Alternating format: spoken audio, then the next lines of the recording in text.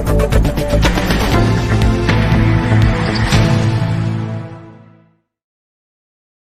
वालेकुम ख़ातिन हज़रात, मैं हूँ इसरार अहमद कसाना। आज बहुत ज़्यादा डेवलपमेंट्स, बहुत आज वो कहते हैं कि lot of things are on platter. तो वो देखते हैं क्या-क्या चीज़ें हैं, बहुत ही इम्पोर्टेंट चल रहे हैं सिलसिला। एक तो ये है कि सबसे बड़ी बात ये है कि बल्ले का निशान लगता यूँ है कि जैसे खतरे में है और इसका क्या इम्पैक्ट होगा। और फिर हमने ये भी देखा कि बल्ले के हवाले से ही इलेक्शन कमीशन के बाहर जो एहतजाज हुआ, जिसको बाद में एक्सपोज़ कर दिया कुछ रिपोर्टर्स ने कि ये तो नून लीग के बंदे थे। अब ये जो प्लानर्स हैं, इनको ये भी नहीं समझ आती कि उसको प्लान कैसे करना है।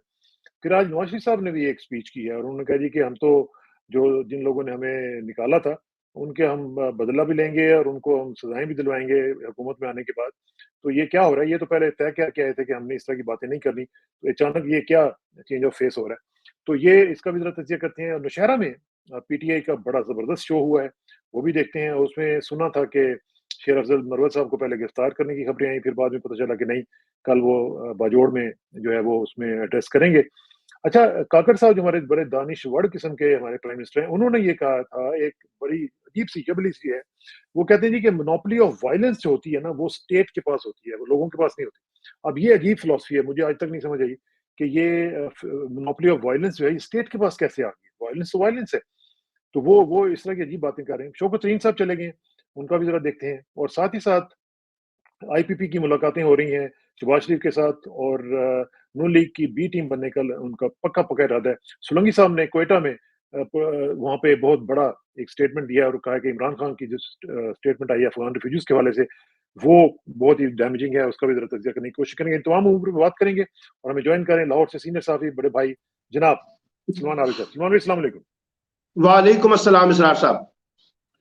सलमान भाई, एक तो ये मुझे बताएं कि जो मैंने शुरू में कहा कि बल्ले का निशान जो है वो लगता यूं है कि जैसे खतरे में। हालांकि मुझे याद है पिछली दफा आपने कहा था कि नहीं, बल्ले का निशान देंगे वो, क्योंकि अदरवाइज फिर उसकी लेजिटिमेसी जो है इलेक्शन की वो क्वेश्चन में आ जाएगी। तो यूं तो लग रहा है ऐसे कि जैसे एक फिजा बनाई जा रही है और अकबर एस बाबर को भी आपने देख लिया, सारी जो एक्टिविटी है। What's your take on it?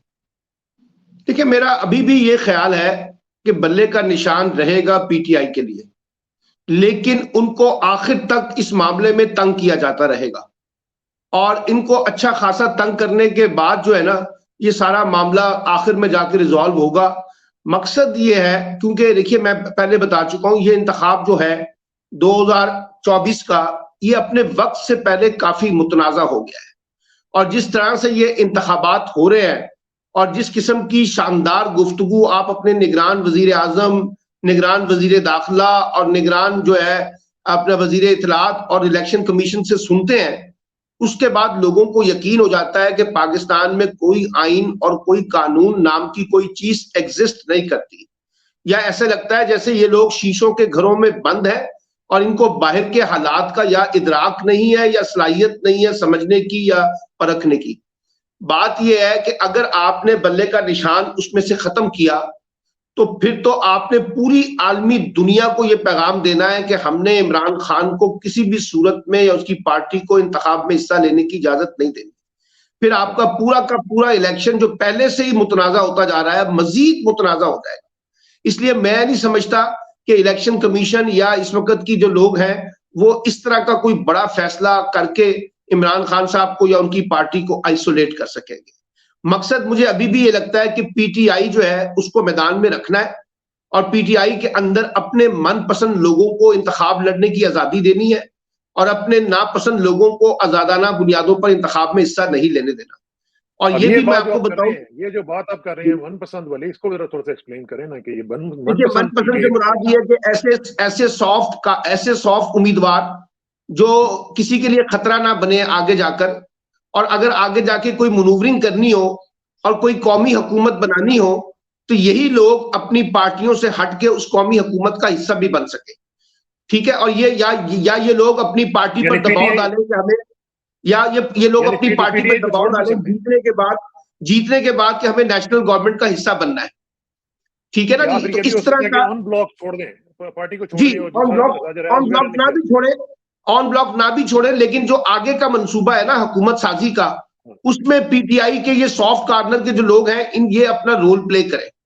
अच्छा, अब मसला ये है कि आपको पता है कि अगर आपने पीटीआई को इलेक्शन नहीं लड़ने दिया तो फिर उसके बाद की सिनेरियो कुछ और बन जाएगा, इलेक्शन लड़ने देंगे तो एक और सिनेरियो है। अभी मैं कल कुछ लोगों से मिला हूं जो ये कह रहे हैं कि हम जेल यानी कि जिनके अपना लोग कह रहे हैं कि वो जेल से इलेक्शन लड़ेंगे। अच्छा, अब वो जेल से उनको इलेक्शन लड़ने की इजाजत मिलती है नहीं मिलती है वो देखना होगा। तो मुझे ये लगता है कि जैसे अकबर एस बाबर जो है वो एक टूल के तौर पर तो इस्तेमाल हो रहा है, एक प्रेशर बिल्डिंग टैक्टिक्स के तौर पर इस्तेमाल किया जा रहा है ताकि पीटीआई की क़यादत पर एक बड़ा दबाव बढ़ाया जा सके। और अगर ये एडवेंचर किया गया कि पीटीआई से बल्ले का इंतखाबी निशान वापस लिया गया तो फिर मैं ये समझता हूं कि आलमी दुनिया और जो मीडिया के ऑब्जर्वर्स हैं, जो पॉलिटिकल ऑब्जर्वर्स हैं, जो इलेक्शन को मॉनिटर करते हैं, जो पाकिस्तान के अंदर हैं, पाकिस्तान से बाहर हैं, उनके सामने फिर एक पूरा मुकदमा तैयार हो जाएगा कि किस तरीके से इस इलेक्शन से एक कॉन्स्पायरेसी के थ्रू यानी इंट्रा पार्टी इलेक्शन को बुनियाद बनाकर पार्टी को उसमें से आइसोलेट किया जा रहा है। मैं समझता हूं कि इसकी इंप्लीकेशन ज्यादा है और मैं नहीं समझता कि इस तरह का कोई फैसला किया जाएगा। लेकिन जो आपने आज देखा, मुजाहरा देखा और जिस तरीके से वहां पे लोग आए हुए थे और उसमें रिपोर्टर्स ने उसको एक्सपोज भी कर दिया कि जी वो सारे नून लीग के लोग थे, तो ये जो ड्रामाबाजी हो रही है ये कौन कर रहा है और ये क्यों कर रहे हैं? क्योंकि जाहिर है कुछ ना कुछ तो प्रेशर डाला जा रहा है ना उसके ऊपर। लेकिन अकबर एस बाबर भी नून लीग के ही है ना इस वक्त, उन्हीं की तर्जुमानी कर रहे हैं और उन्हीं के एजेंडे पे खेल रहे हैं ना। इलेक्शन कमीशन भी इस वक्त जो है वो केयर टेकर गवर्नमेंट के और पीएमएलएन के साथ खड़ा है ना। और सबको पता है कि इस वक्त पीएमएलएन के लिए सबसे बड़ी सपोर्ट क्या है, मौजूदा इलेक्शन कमीशन और मौजूदा निगरान हुकूमत पंजाब की और वफाक की। तो इसलिए वो लोग ये करेंगे और ये परसेप्शन बिल्ड करने की कोशिश करेंगे जैसे इंट्रा पार्टी इलेक्शन के नाम पर पीटीआई के अंदर कोई बड़ा बुरहान आ गया है। अच्छा, आपने वो जो हमारे प्यारे दोस्त हैं कंवर दिलशाद साहब जो इलेक्शन कमीशन की कुंजी है, चाबी है, उनका अगर आपने एक आर्टिकल पढ़ा हो दुनिया में, उन्होंने लिखा है कि ये अकबर एस बाबर जो है ये कॉन्स्टिट्यूशनली प्रिवेल नहीं करता। उनके बकौल इंट्रा पार्टी इंतखाबात से पहले ही, बहुत पहले पीटीआई ने इसकी बुनियादी रुकनियत खत्म कर दी है और जिसकी बुनियादी रुकनियत खत्म हो गई हो तो उसका फिर कोई जवाब नहीं रह जाता कि वो इंट्रा पार्टी इलेक्शन को चैलेंज करे। तो उनका ख्याल भी यही है कि ये अकबर बाबर का जो कानूनी नुक्ता है वो बड़ा कमजोर है और इस बुनियाद पे उनको रिलीफ नहीं मिल सकेगा। लेकिन खेल कुछ और है ना जी, खेल ये है कि जनाब पीटीआई को आखिर तक परेशान रखना है और इनको बल्कि सिर्फ इंतखाबी निशान नहीं, इनको इलेक्शन डे के आखिरी दिन तक इनके अंदर ये एक हिजानी कैफियत जो है कैंपेन के कॉन्टेक्स्ट में पैदा की जाएगी। एक तरफ जलसा हो रहा होगा, एक तरफ गिरफ्तारियां हो रही होंगी, एक दफा इंतजामिया उनको रोक रही होगी, वोटर को हरासा कर रही होगी, कैंडिडेट को हरासा कर रही होगी, उनकी फैमिली को हरासा कर रही होगी। ये सब कुछ आपको देखने को मिलेगा ड्यूरिंग द इलेक्शन कैंपेन, अगर इलेक्शन का शेड्यूल जब आता है उसके बाद। लेकिन दूसरी तरफ हम देख रहे हैं कि ऑन ग्राउंड सिचुएशन जो है वो ये है कि नौशहरा में आज आपने देख लिया एक बार फिर केपीके ने साबित किया कि यहाँ पे तो आप जितनी मर्जी धांधली कर लें, यहाँ पे जो लोगों का मैंने देखा है वहां पे इतना चार्ज क्राउड था, जितना उनका जज्बा नजर आ रहा था, तो उससे तो लग रहा है कि नौशहरा जो है ये परवेज खटक साहब तो बिल्कुल फारिग हो जाएंगे वहां।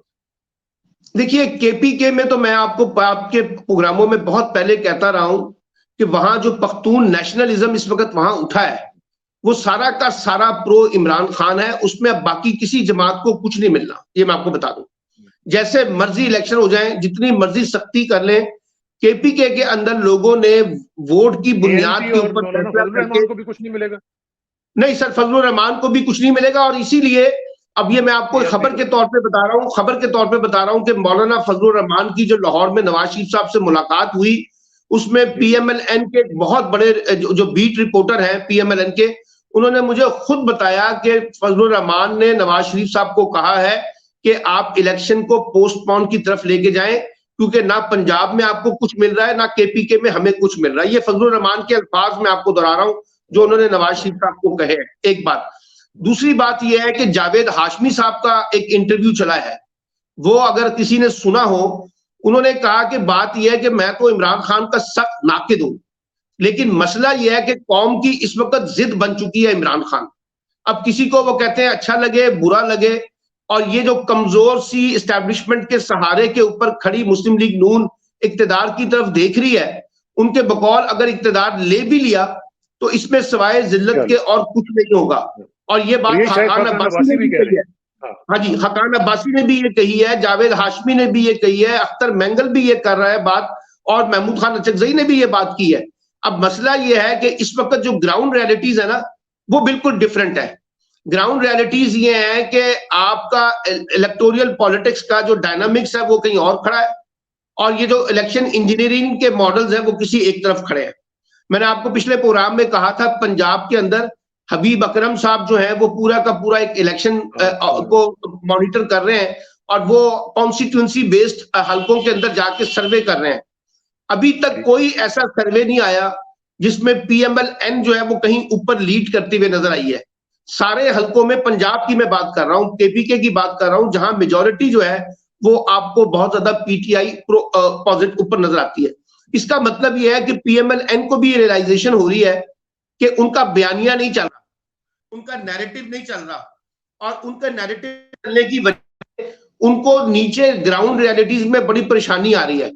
जिस वक्त उनके कैंडिडेट इलेक्शन कैंपेन की तरफ जा रहे हैं ना, तो उनके लिए परेशानी बन रही है। हालांकि सबसे आइडियल एनवायरनमेंट पीएमएल-एन के लिए हासिल है, सरकारी प्रोटोकॉल भी उनको हासिल है, ब्यूरोक्रेसी की सपोर्ट भी हासिल है, इलेक्शन कमीशन की सपोर्ट भी है, निगरान हुकूमत की सपोर्ट भी है, मुकामी पुलिस की सपोर्ट भी है। फिर आप ये देखिए ना, नवाज शरीफ साहब को ये समझ आ रही है, जो कह रहे थे कि वो 2/3 मेजोरिटी से इलेक्शन जीत कर आएंगे, उनको इस्तेकाम में पाकिस्तान पार्टी की तरफ भी जाना पड़ रहा है, उनको मुस्लिम लीग काफ की तरफ भी जाना पड़ रहा है, उनको एमक्यूएम की तरफ भी जाना पड़ रहा है, उनको बाप की तरफ भी जाना पड़ रहा है। और जो जावेद हाशमी ने एक बुनियादी नुक्ता कहा ना, उन्होंने कहा कि इस दफा पीएमएल-एन की टिकटों की तकसीम का बड़ा मामला भी नवाज शरीफ साहब के हाथ में नहीं रहा, यानी पीएमएल-एन के हाथ में नहीं रहा, वो किसी और जगह से कहा जा रहा है कि आपको इस्तेकाम में पाकिस्तान पार्टी से भी एडजस्टमेंट करनी है, आपको पीटीआई पार्लियामेंटेरियन के साथ भी एडजस्टमेंट करनी है, आपको बाप के साथ भी एडजस्टमेंट करनी है, आपको एमक्यूएम के साथ भी एडजस्टमेंट करनी है, आपको मुस्लिम लीग काफ के साथ भी एडजस्टमेंट करनी है। इसलिए ये सारा सिनेरियो जाहिर कर रहा है कि कोई बड़ी आजादी जो नवाज शरीफ साहब चाहते थे वो नहीं मिल पा रही।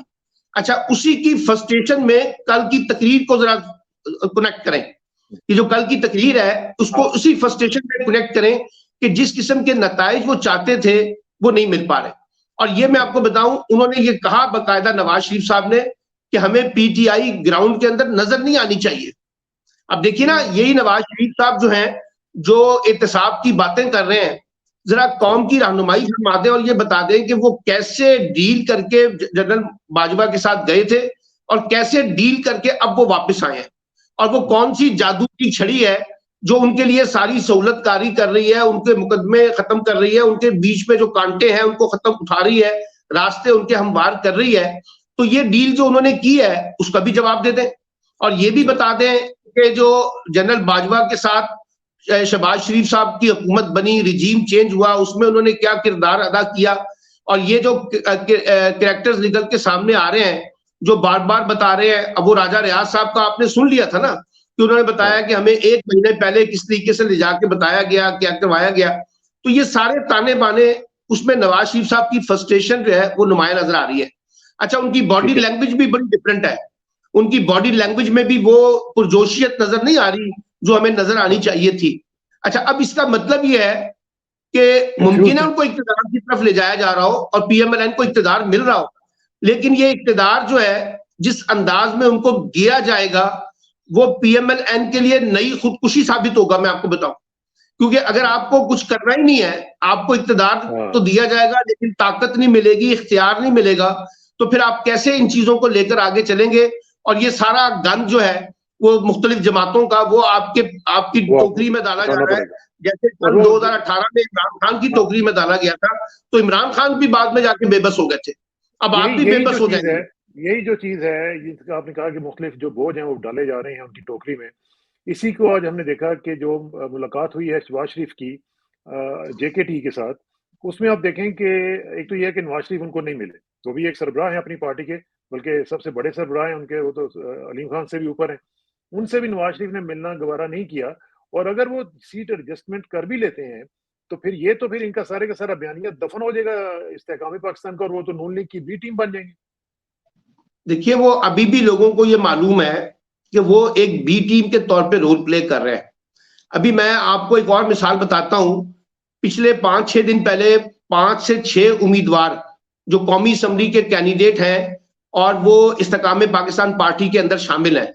उन्होंने जहांगीर तरीन से मुलाकात की और जहांगीर तरीन को कहा कि जनाब आप इस्टेब्लिशमेंट से बात करें और इंतखाबात को पोस्टपोन की तरफ लेके जाएं, क्योंकि ग्राउंड रियलिटीज में हमारे पास कोई वोट बैंक नहीं है जिसकी बुनियाद पर हम इलेक्शन जीत सकेंगे। इस वक्त इलेक्शन सिनेरियो जो है वो हमारे हक में नहीं है।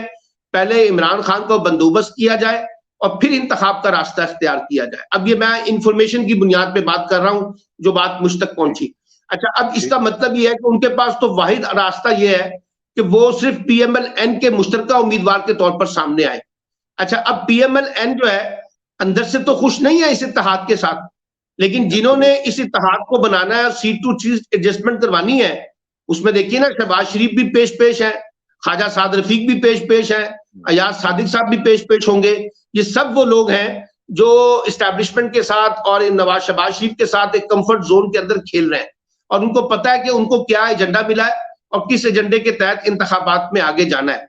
अभी इसमें एक और डेवलपमेंट भी हो सकती है और वो डेवलपमेंट ये हो सकती है कि 10 से 12 कैंडिडेट है पीपल्स पार्टी के, उनके बारे में भी आपको डेवलपमेंट मिल जाएगी अगले कुछ अरसे में कि PMLN को कहा जाएगा कि आप इन 10-12 कैंडिडेट के मुकाबले में अपने बंदे खड़े ना करें।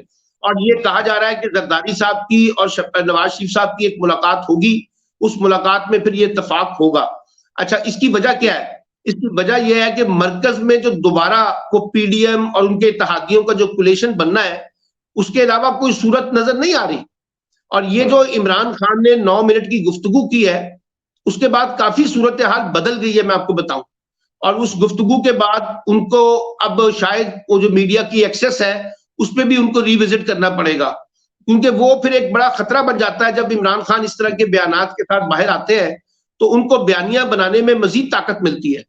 अब यही वजह है कि इंटरनेशनल मीडिया को भी बुलाया उन्होंने। जी, अब यही वजह है कि नवाज शरीफ साहब ने ये जो कल की तकरीर की है उस तासुर को जाहिर करने के लिए कि मैं लाडला हूं, और ये बाकायदा PMLN के लोग कह रहे हैं कि हमारे पार्टी के सरबराह को जो सबसे ज्यादा मुश्किल का सामना है मीडिया के महाज पर और सियासी महाज पर, वो जो लाडले का ताना है ना, हम उससे बाहर नहीं निकल पा रहे हैं। वो पीपल्स पार्टी भी लगा रही है, वो PTI भी लगा रही है, वो मीडिया के अंदर भी लोग लगा रहे हैं, लोगों को नजर भी आ रहा है। तो वो ये कहते हैं कि जनाब लाडलेपन से बाहर निकाले, लाडलेपन से बाहर निकाले, लेकिन कैसे निकाले? मैं कह रहा हूं कि मीडिया तो सारा खरीदा हुआ है, मीडिया तो इनके खिलाफ बोल ही नहीं सकता, तो वो कैसे बोल रहे हैं? सर, वो जिस मीडिया की आप बात कर रहे हैं ना, उस मीडिया से एक बड़ा मीडिया भी पाकिस्तान दुनिया में आ गया, उसको सोशल मीडिया कहते हैं। वहां जो बयानिया बन रहा है ना जी, वहां जो बयानिया बन रहा है, उस बयानिए ने आपके रस्मी मीडिया को बहुत पीछे छोड़ दिया है।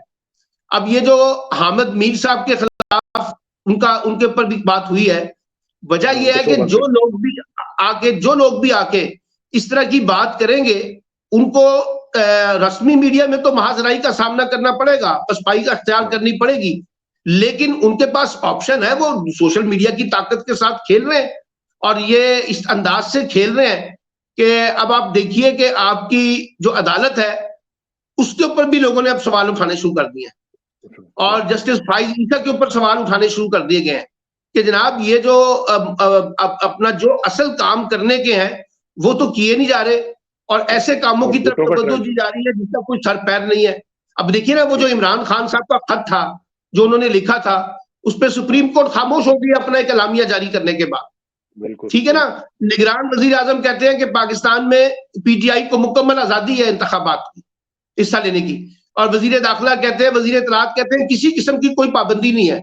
बल्कि कल तो प्राइम मिनिस्टर साहब ने इंतहाई शानदार दानिशवराना अपनी कारकर्दगी का मुजाहरा फरमाया और कहा कि ये जो PTI के लोग रुपोश हैं, ये सब अपनी मर्जी से रुपोश हुए हैं, हमने कुछ नहीं किया, ये तो खुद गए हुए हैं भाई, ये खुद आ जाए, हमने कब इनको रोका है कि वो ना आए। और हालत ये है कि उनके घरों में छापे मारे जा रहे हैं, उनके घरों वालों को तंग किया जा रहा है, हिरासा किया जा रहा है, और ये पता नहीं कौन सी दुनिया में बैठे हुए हैं और पूरी कौम को लॉलीपॉप खिला रहे हैं कि जनाब कुछ भी नहीं हो रहा पाकिस्तान के अंदर। इसी तरह इन्होंने एक और जो दानिशवराना हरकत की है वो यही की है कि मोनोपोली ऑफ वायलेंस जो है वो स्टेट के पास है। अब ये अजीब सी स्टेट है कि जो हर वक्त मैंने आपके प्रोग्राम में कहा था कि ये साहब जो है जितना चुप रहेंगे उतना ही रियासत का मफाद होगा, उतना ही मुल्क का मफाद होगा। जब ये बोलेंगे और ये माशाल्लाह कल बच्चों के साथ इस तरह से गुफ्तगू कर रहे थे कि जैसे कोई बहुत बड़े अजीम स्कॉलर हैं और वो आके हमारी नई नस्ल की रहनुमाई कर रहे हैं, ठीक है ना। वो ईया का नाबदू वैया का नस्तईन की भी तशरीह कर रहे हैं। और बात ये है कि ये इनका मैंडेट क्या था सर? इनका मैंडेट नौजवानों से खिताब करना है, इनका मैंडेट जो है वो एक पार्टी के तौर पर आकर जो है झूठ बोलना है, और इनका मैंडेट ये है कि वो इलेक्शन के अलावा बाकी सारे काम करने के लिए तैयार है। और कोई इनको पूछ नहीं रहा कि भाई ये किस किस्म की गुफ्तगू आप कर रहे हैं, क्या इसका मकसद है, क्या इससे नतीजा निकालना चाहते हैं।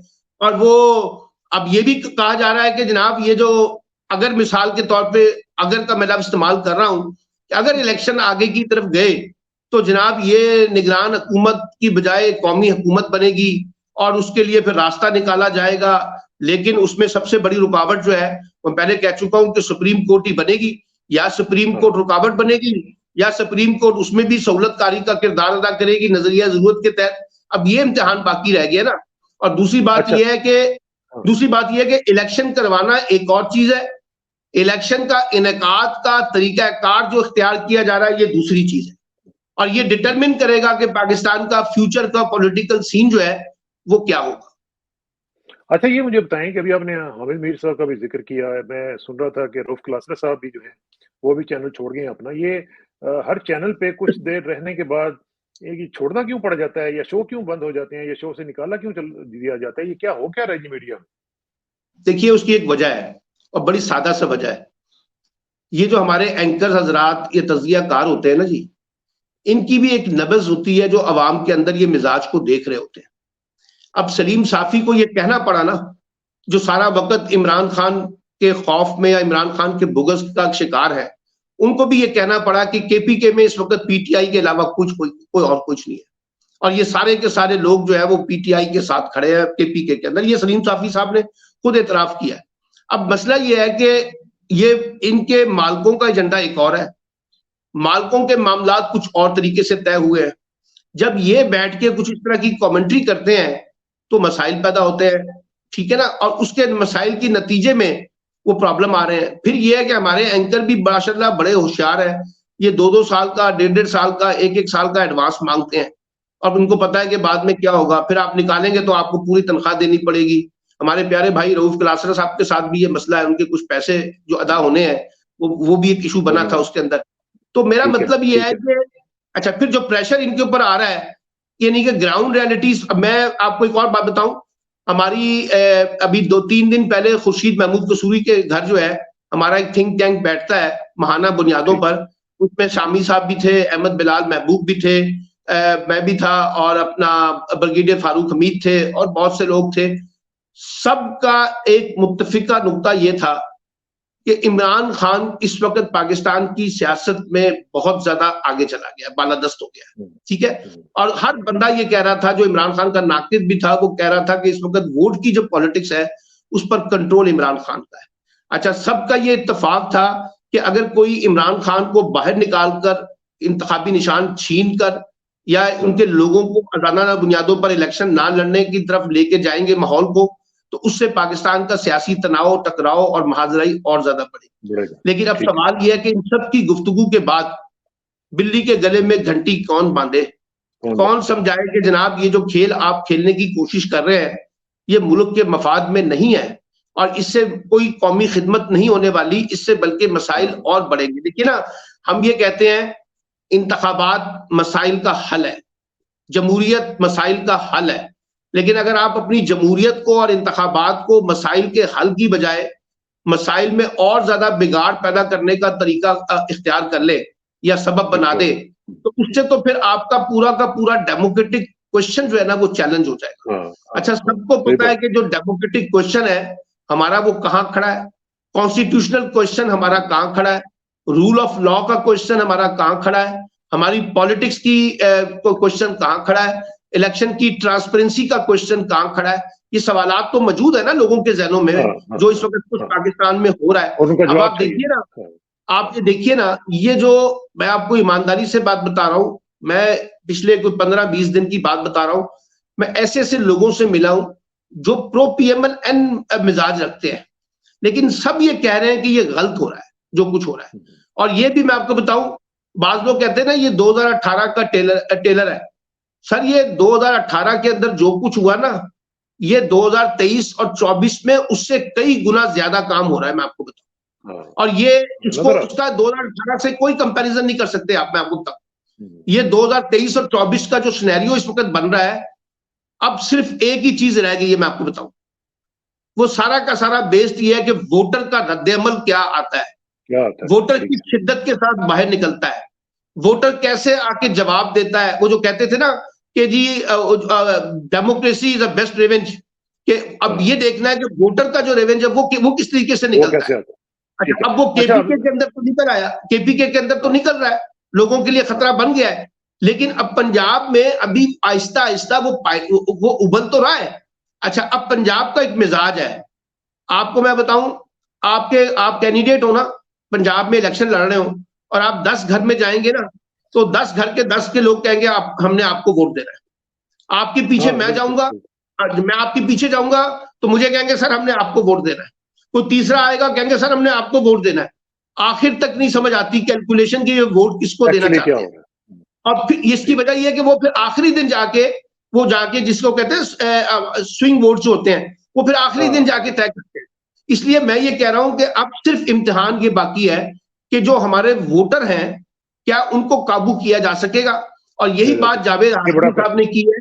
जावेद हाशमी ने भी यही कहा कि अब वोटर को काबू करना जो है ना, वो मुस्लिम लीग नून के लिए पंजाब में एक दर्द सर बन गया है।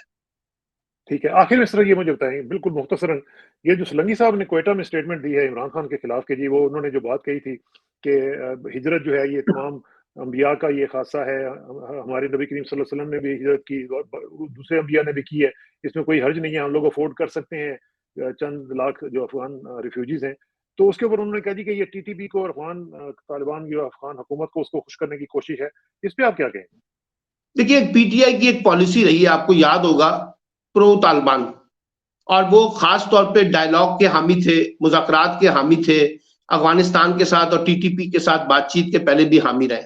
और इमरान खान ने कई जगह पर ऐसी इनिशिएटिव लिए जिस पर उनको तालिबान खान भी कहा गया था और उनका मजाक भी उड़ाया गया था।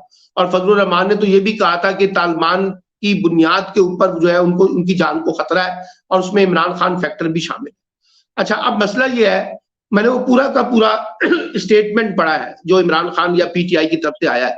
अब उसमें पाकिस्तान में पहले से ये बहस तो मौजूद है कि ये बात तो सब कहते हैं कि जनाब अफगानियों को निकालने का कोई एक जामे मंसूबा होना चाहिए, और जो लोग इल्लीगल हैं उनको निकालने का एक तरीकाकार, सॉफ्ट तरीकाकार इख्तियार किया जाए। अच्छा, वो सॉफ्ट तरीकाकार क्या था कि हमें अफगान हुकूमत के साथ बातचीत करके इस मामले को आगे लेके जाना था। और ये जो ताकत का अंदाज था, इसकी बहुत से लोगों ने नफी की थी, और बहुत से लोगों ने कहा कि इससे हमें ऊपर उल्टा हमें असर पड़ेगा। और फिर आपने देखा कि उसका एक रद्द-ए-अमल अफगान हुकूमत की तरफ से भी आया, अफगान तालिबान की तरफ से भी आया, और बाकी लोगों की तरफ से भी आया। अच्छा, उसमें अब यही कहा गया ना कि हमें एक जामे पॉलिसी इख्तियार की जानी चाहिए।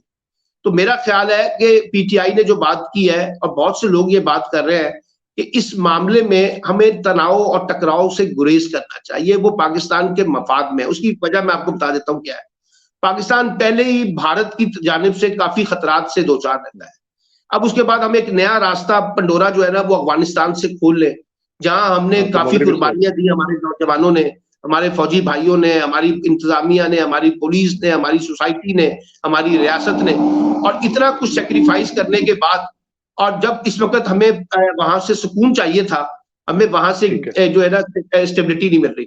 और ये जो टीटीपी के साथ मामलात है उसको डील करने के लिए हमें अफगान तालिबान को रियलाइज कराना चाहिए था कि ये हमारा मफाद है और आपका भी मफाद है और इस रीजन का भी मफाद है कि टीटीपी के बारे में कोई जामे पॉलिसी अफगान हुकूमत खुद भी इख्तियार करे।